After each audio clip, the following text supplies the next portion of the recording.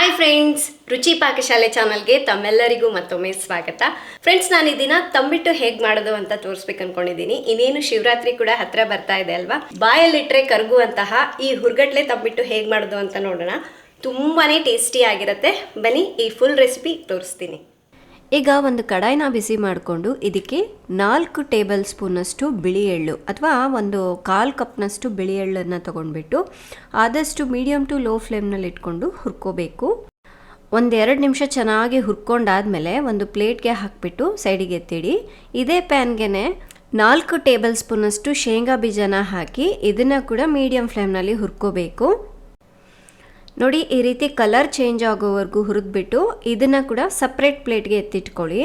Next 1 tea ಸ್ಪೂನಷ್ಟು ಗಸಗಸೆನ ಹಾಕಿ ಇದನ್ನು ಸ್ವಲ್ಪ ಕೆಂಪಗಾಗೋವರೆಗೂ ಹುರಿದ್ಬಿಟ್ಟು ಬೇರೆ ಇನ್ನೊಂದು ಪ್ಲೇಟ್ಗೆ ಈ ಹುರಿದಿರುವಂತಹ ಗಸಗಸೆಯನ್ನು ಹಾಕಿಬಿಟ್ಟು ಸೈಡಿಗೆ ಎತ್ತಿಟ್ಕೊಳ್ಳಿ. ಶೇಂಗಾ ಬೀಜ ತಣ್ಣಗಾಗೋಷ್ಟರಲ್ಲಿ ಬೆಲ್ಲನ ಕರಗಿಸಿಟ್ಕೊಳ್ಳೋಣ. ನಾನಿಲ್ಲಿ 1 ಕಪ್ನಷ್ಟು ಬೆಲ್ಲನ ಪುಡಿ ಮಾಡಿಕೊಂಡು ತಗೊಂಡಿದ್ದೀನಿ. ಇದಕ್ಕೆ 1-2 ಟೇಬಲ್ ಸ್ಪೂನಷ್ಟು ನೀರನ್ನ ಹಾಕಿಬಿಟ್ಟು ಸ್ಟವ್ನ ಆನ್ ಮಾಡಿಕೊಂಡು ಲೋ ಫ್ಲೇಮ್ನಲ್ಲಿ ಬೆಲ್ಲ ಕರಗೋವರೆಗೂ ಇದನ್ನು ಮಿಕ್ಸ್ ಮಾಡ್ಕೋತಾ ಇರಿ. ಮತ್ತು ಇದನ್ನು ಪಾಕದ ಥರ ಮಾಡ್ಕೋಬಾರ್ದು. ತಂಬಿಟ್ಟು ಗಟ್ಟಿಯಾಗಿ ಬಂದುಬಿಡುತ್ತೆ ನೀವು ಪಾಕದ ಥರ ಮಾಡಿಕೊಂಡ್ರೆ. ನೋಡ್ತಾ ಇದ್ದೀರಲ್ವ, ಜಸ್ಟ್ ಬೆಲ್ಲ ಕರಗಿದ್ಮೇಲೆ 1 ನಿಮಿಷ ಅಷ್ಟೇ ಕುದಿಸಿದ್ದೀನಿ. ಈಗ ಸ್ಟವ್ನ ಆಫ್ ಮಾಡಿ ಇದನ್ನು ತಣ್ಣಗಾಗ್ಲಿಕ್ಕೆ ಬಿಡಿ. ನಾವು ಫಸ್ಟು ಶೇಂಗಾನ ಹುರಿದಿದ್ವಲ್ವ, ಅದು ತಣ್ಣಗಾಗಿದೆ. ಈಗ ಅದನ್ನು ಸಿಪ್ಪೆನೆಲ್ಲ ಬಿಡಿಸ್ಕೊಂಡ್ಬಿಟ್ಟು ಕಾಳಾಗಿ ಮಾಡ್ಕೋಬೇಕು. ಅಂದರೆ ಶೇಂಗಾನ ಬಿಡಿ ಬಿಡಿಯಾಗಿ ಮಾಡಿಟ್ಕೋಬೇಕು. ಈ ಥರ ಇದು 1-2 ಟೇಬಲ್ ಸ್ಪೂನಷ್ಟು ಅಥವಾ ಒಂದು ಕೈ ಹಿಡಿ ಆಗುವಷ್ಟು ಮಿಕ್ಸಿ ಜಾರ್ಗೆ ಹಾಕ್ಕೊಳ್ಳಿ. ಹಾಗೆ ಹುರಿದಿರುವಂತಹ ಎಳ್ಳಿದೆ ಅಲ್ವಾ, ಇದು ಕೂಡ 1-2 ಸ್ಪೂನಷ್ಟು ಈ ಜಾರ್ಗೆ ಹಾಕ್ಕೊಳ್ಳಿ. ಇವೆರಡನ್ನು ಸ್ವಲ್ಪ ತರ್ತರಿಯಾಗಿ ರುಬ್ಬಿಟ್ಕೋಬೇಕು. ತಂಬಿಟ್ಟು ತಿನ್ನುವಾಗ ಸ್ವಲ್ಪ ಶೇಂಗಾ ಬೀಜ ಎಳ್ಳು ಎಲ್ಲ ಮಿಕ್ಸ್ ಆಗಿದ್ರೆ ತಿನ್ನಲಿಕ್ಕೂ ತುಂಬ ಟೇಸ್ಟಿಯಾಗಿರುತ್ತೆ. ಒಂದು ಮಿಕ್ಸಿಂಗ್ ಬೌಲ್ನ ತೊಗೊಂಡ್ಬಿಟ್ಟು ಇದನ್ನು ಹಾಕಿಟ್ಕೊಳ್ಳಿ. ಹಾಗೆ ನಾನಿಲ್ಲಿ ಬೆಲ್ಲ 1 ಕಪ್ನಷ್ಟು ತೊಗೊಂಡಿದ್ದೀನಲ್ವ, ಅದಕ್ಕೆ ಸರಿಸಮಾನವಾಗಿ 1 ಕಪ್ನಷ್ಟು ಹುರ್ಗಡ್ಲೆನ ಆದಷ್ಟು ಫೈನ್ ಪೌಡರ್ ಆಗಿ ಮಾಡ್ಕೋಬೇಕು. ನೋಡಿ ಎಷ್ಟು ನೈಸಾಗಿ ಮಾಡಿಟ್ಕೊಂಡಿದ್ದೀನಿ ಅಂತ. ಇದನ್ನು ಕೂಡ ಈ ಬೌಲ್ಗೆ ಹಾಕ್ಕೋಬೇಕು. ನೀವು 1 ಕಪ್ ಹುರ್ಗಡ್ಲೆಗೆ ಈ ಮೆಸರ್ಮೆಂಟ್ ಕರೆಕ್ಟಾಗಿ ಆಗುತ್ತೆ. ಹಾಗೆ ಹುರಿದಿರುವಂತಹ ಗಸಗಸೆ, ಎಳ್ಳು ಮತ್ತು ಶೇಂಗಾ ಬೀಜ ಇದನ್ನು ಕೂಡ ಹಾಕ್ಕೊಳ್ಳಿ. ನಾನಿಲ್ಲಿ 1/4 ಕಪ್ನಷ್ಟು ಒಣಕೊಬ್ಬರಿನ ತುರಿದ್ಬಿಟ್ಟು ತೊಗೊಂಡಿದ್ದೀನಿ. 1 ಟೇಬಲ್ ಸ್ಪೂನಷ್ಟು ಸಣ್ಣದಾಗಿ ಕಟ್ ಮಾಡಿರುವಂತಹ ಒಣಕೊಬ್ಬರಿನ ಹಾಕ್ಕೊಳ್ಳಿ. ಹಾಗೆ 1/4 ಚಮಚದಷ್ಟು ಏಲಕ್ಕಿ ಪುಡಿ. ಒಣಕೊಬ್ಬರಿನ ಚಿಕ್ಕ ಚಿಕ್ಕ ಪೀಸಸ್ ಆಗಿ ಕಟ್ ಮಾಡಿಕೊಂಡು ಹಾಕ್ಕೊಂಡ್ರೆ ಟೇಸ್ಟ್ ತಿನ್ನುವಾಗ ಚೆನ್ನಾಗಿರುತ್ತೆ ಅಂತ ಆ್ಯಡ್ ಮಾಡಿದ್ದೀನಿ. ನೀವು ಬೇಡ ಅಂದರೆ ಸ್ಕಿಪ್ ಮಾಡ್ಬೋದು. ಈಗ ಇದೆಲ್ಲವುದು ಹೊಂದ್ಕೊಳ್ಳೋ ರೀತಿಯಾಗಿ ಮಿಕ್ಸ್ ಮಾಡ್ಕೋಬೇಕು.